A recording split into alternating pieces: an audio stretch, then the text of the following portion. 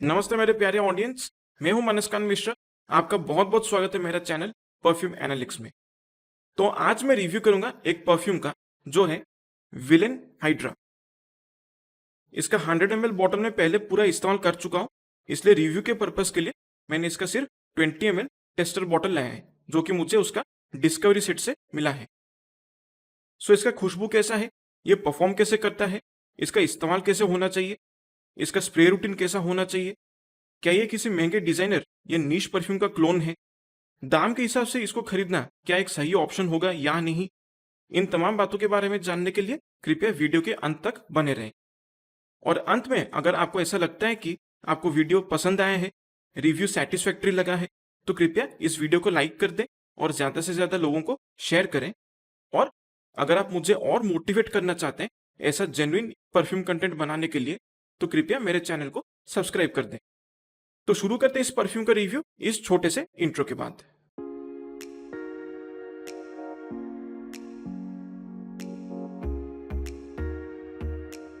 अब मैं जल्दी से आपको इसका थोड़ा सा प्रेजेंटेशन बता देता हूं। वैसे 20 ml बॉटल का जो प्रेजेंटेशन है वो सेम प्रेजेंटेशन आपको 100 ml बॉटल में भी मिल जाएगा, कुछ भी अलग नहीं है उसके प्रेजेंटेशन में।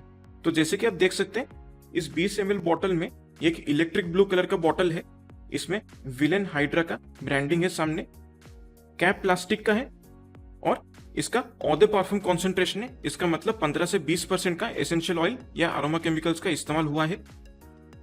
और साथ ही साथ इसका एटोमाइजर चेक भी कर लेते हैं। बढ़िया थ्रो है एटोमाइजर का, परफ्यूम मिस्ट को काफी इवनली डिस्ट्रीब्यूट करेगा। लेकिन मैं कहूंगा कि अगेन थोड़ा सा बेटर क्वालिटी हो सकता है, क्योंकि ऐसे एटोमाइजर्स के साथ मेरा थोड़ा सा अनुभव ऐसा रहा है कि ज्यादा अगर आप इसको इस्तेमाल करते हैं तो कुछ स्प्रेस के बाद ये एक बार प्रेस होता है तो रिट्रैक्ट नहीं करते आराम से। इसकी खुशबू के बारे में अगर बात करूं तो ये एक सिट्रसी, fresh spicy, white floral, herbal, हल्का एक्वाटिक, हल्का सॉल्टी और वुडी किस्म का खुशबू है। इसको जब मैं स्प्रे करता हूं तो सबसे पहले इसमें एक बहुत ही जेस्टी ओपनिंग होता है, जिसकी वजह से जो सिट्रस नोट्स है वो काफी अच्छी तरीके से पता चलता है। लेमन और ग्रेपफ्रूट का जो ब्लेंड यहाँ पर इस्तेमाल हुआ है वो बहुत ही अच्छी तरीके से इस्तेमाल किया गया है। बहुत ही ब्राइट अपलिफ्टिंग किस्म का ओपनिंग है इसका। अब जब इसको मैं हवा में स्मेल करता हूं तो इसमें मिंट का जो ठंडक है वो भी मुझे महसूस होता है। और साथ ही साथ भले ही इनके ऑफिशियल नोट से मेंशन ना हो, लेकिन मुझे इसमें एक सी नोट का भी इस्तेमाल लगता है, क्योंकि इसमें मुझे थोड़ा सा एक एक्वाटिक फील आता है, थोड़ा सॉल्टी भी मुझे लगता है ये हवा में। तो इसलिए मुझे लगता है कि आक्वाजोन या फिर कलोन जैसे नोट्स का हल्का सा इस्तेमाल है, ज्यादा नहीं है, हल्का इस्तेमाल है, बैकग्राउंड में थोड़ा सा पता चलता है। स्किन पे अगर आप इसको स्मेल करने की कोशिश करेंगे तो आपको मिंट और ये जो एक्वाटिक सॉल्टी नोट जो मैंने कहा है वो आपको उतना कुछ ज्यादा पता नहीं चलेगा। इसके बाद जब ये परफ्यूम धीरे धीरे सेटल होने लगता है तो जो ये सिट्रसी एक्वाटिक नोट जो है वो थोड़ा बैकग्राउंड में चला जाता है और ये थोड़ा सा स्पाइसी बनना शुरू करता है हल्का सा, जो कि नटमेग की वजह से है।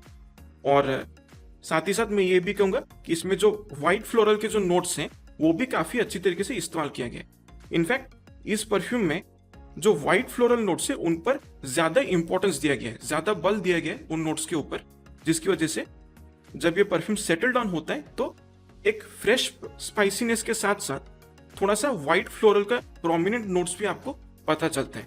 खासकर जैस्मिन का नोट इसमें अच्छी तरह से मिल जाएगा आपको, और बैकग्राउंड में थोड़ा सा मिलने वाला एक लैब्डानम का नोट आपको मिल जाएगा।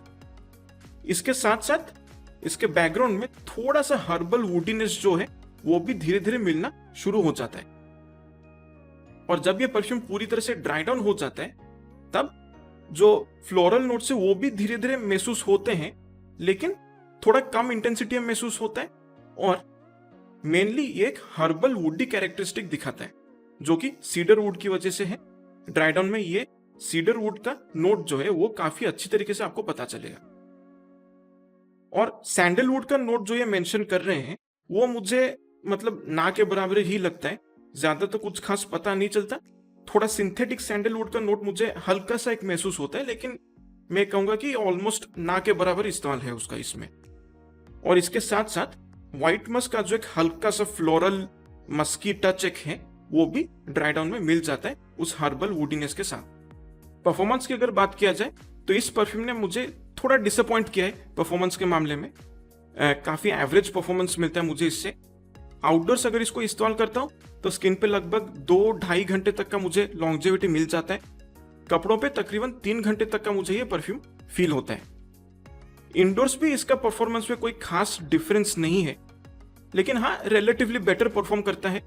स्किन पे लगभग 3 से 3.5 घंटे तक मुझे इसका परफॉर्मेंस मिल जाता है, और कपड़ों पे थोड़ा सा अगर ज्यादा स्प्रे कर देता हूं तो खींच खाच के लगभग मतलब 4-4.5 घंटे तक ये चला जाता है। प्रोजेक्शन की अगर मैं बात करूं तो इसका बहुत ही सॉफ्ट प्रोजेक्शन है, लगभग 1.5-2 फीट की दूरी तक ये प्रोजेक्ट करता है। और परफ्यूम को अप्लाई करने के बाद पहले 20 से 30 मिनट तक ये प्रोजेक्ट करेगा, उसके बाद ये बहुत जल्दी एक स्किन सेंट बन जाता है। सियाज की अगर बात किया जाए तो बहुत ही माइल्ड सियाज है। अगर आप चलते हुए जाएंगे तो ऑलमोस्ट आधा 1 फीट की दूरी से लोग आपको स्मेल कर सकते हैं। इसके इस्तेमाल के बारे में अगर बात करूं तो ये एक फ्रेश परफ्यूम है, गर्मी के मौसम के लिए अच्छा ऑप्शन है और यूनिसेक्स परफ्यूम है, लेकिन इसका जो ओवरऑल सेंट प्रोफाइल में थोड़ा सा एक स्पाइसीनेस जो आता है, इसलिए मुझे थोड़ा सा मैस्कुलिन साइड की तरफ जाता हुआ फील होता है। It leans a little bit masculine. Her age group का इंसान इसको इस्तेमाल कर सकता है, लेकिन जितना मैंने देखा है इसको खरीदने वाले लोग जो हैं ज्यादातर 18 से 30 साल की उम्र के लोग हैं, यानी कि जो यंग लोग हैं उनको ये परफ्यूम थोड़ा ज्यादा आकर्षित करता है। ओकेजन्स की अगर मैं बात करूं तो डेली यूज के लिए एक बहुत ही सही ऑप्शन है। अगर आप ऑफिस जा रहे हैं, कुछ कैजुअल या इनऑफेंसिव सा परफ्यूम आप चाहते हैं, अगर आप कॉलेज गोइंग स्टूडेंट हैं, तो बजट में ये आपके लिए एक बहुत ही अच्छा ऑप्शन रहेगा। मैं इसको ज्यादातर इस्तेमाल करता हूं तब जब मैं कैजुअली कहीं टहलने के लिए निकल जाता हूं या फिर कहीं बाजार जाता हूं सामान लाने के लिए, तो उस सिचुएशन में मैं इसको कैजुअली इस्तेमाल कर लेता हूं। सो डेली यूज के लिए बजट में ये एक अच्छा ऑप्शन है। अब मैं आपको इसका स्प्रे रूटीन दिखा देता हूं।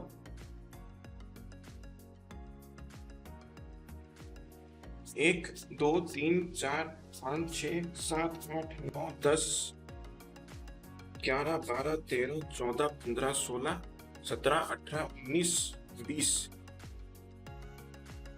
सो क्योंकि थोड़ा सा वीक परफॉर्मेंस है इसका, इसलिए आपको थोड़ा सा ओवर स्प्रे करना पड़ेगा इस परफ्यूम को। 15 से 20 स्प्रेस कर लेंगे तो इससे मिल जाएगा आपको सही परफॉर्मेंस।